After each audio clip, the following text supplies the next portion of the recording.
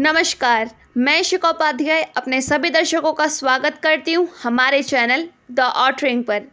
आज मैं आप सभी के सामने फिर हाजिर हूँ मनोरंजन संबंधित एक और खबर लेकर। तो आइए बिना वक्त गवाए शुरू करते हैं। आज हम बात करने वाले हैं हमारे king Khan, king of romance, बादशाह, SRK यानी शाहरुख खान की। तो आइए आज आपको उनके बारे में एक छोटी सी जीवनी बता देते हैं। शाहरुख खान का जन्म एक साधारण परिवार में हुआ था, जहां उनके पिता एक परिवहन कंपनी के मालिक थे। वहीं उनकी मां एक मजिस्ट्रेट अधिकारी थी और वे किराए के अपार्टमेंट में रहते थे।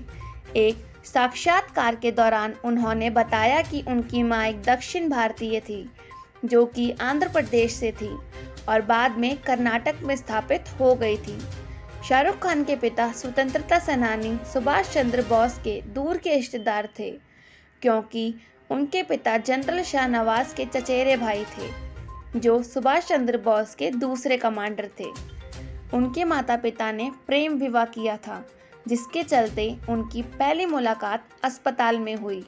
उस समय उनकी मां घायल अवस्था में थी और उन्हें रक्त की आवश्यकता थी। तब उनके पिता ने रक्तदान किया। तब से वह दोनों एक दूसरे के प्यार में पड़ गए। उनका नाम शाहरुख है, जिसका अर्थ राजा का चेहरा है। शाहरुख ने अपने जीवन में पहले 5 साल मैंगलोर में बिताए थे, जहां उनके नाना इफ्तियार अहमद एक इंजीनियर थे।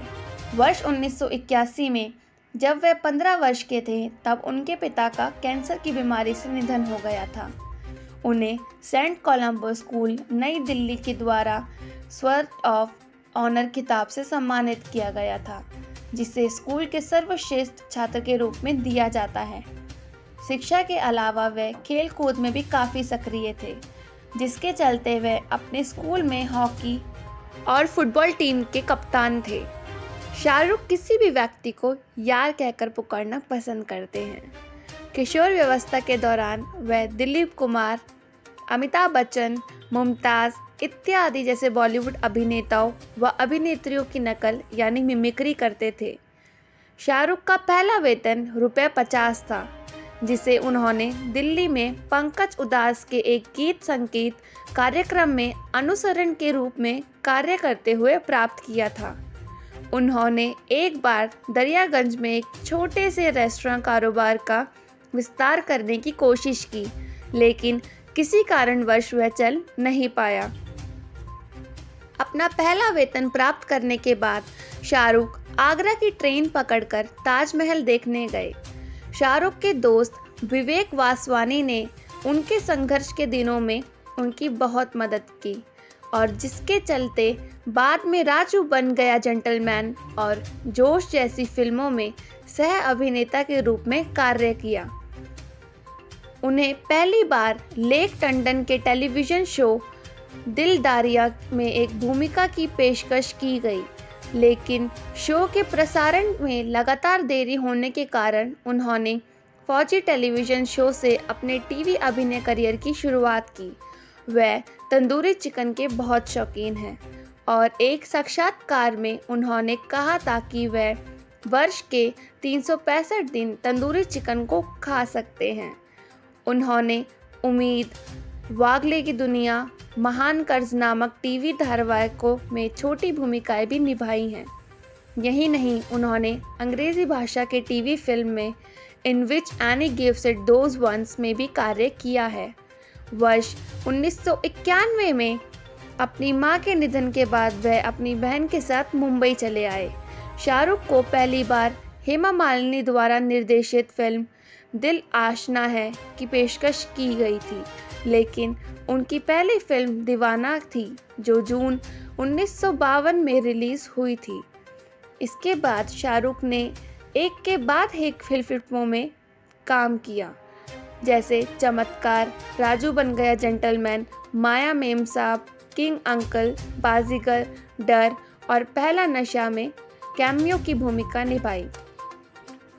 शाहरुख अपने वास्तविक जीवन में कभी हकलाते हुए नहीं बोलते हैं, लेकिन उनका फिल्म डर में हकलाते हुए एक संवाद आई लव यू किरण को कहा, जिसे वर्तमान में कई कार्यक्रमों में इस्तेमाल किया गया है। वर्ष 1994 में उन्हें फिल्म कभी हाँ कभी ना के लिए केवल ₹25,000 की पेशकश की गई। उन्होंने फिल्म के शुरुआती दिनों में मुंबई के सिनेमाघरों की बुकिंग खिड़की पर फिल्म की टिकट भी बेची थी। ब्लॉकबस्टर फिल्म दिलवाले दुल्हनिया ले जाएंगे करने के बाद उनका नाम घर घर में लोकप्रिय हो गया। उन्होंने कॉलेज की प्रेमिका गौरी खान से विवाह किया और जिसके चलते उनके 2 बेटे और 1 बेटी हैं। फिल्म दिल से के एक गीत चल गया छैया छैया को चलती ट्रेन में फिल्माया गया था, जिसमें शाहरुख ने अन्य नर्तकों के भांति सुरक्षा नहीं ली। उन्हें फिल्म कुछ कुछ होता है में अभिनय के साथ साथ फिल्म के एक्शन निर्देशन के लिए भी ख्याति प्राप्त हुई। यही नहीं, उन्होंने फिल्म में रानी मुखर्जी को शामिल करने के लिए करण जौहर से सिफारिश भी की थी।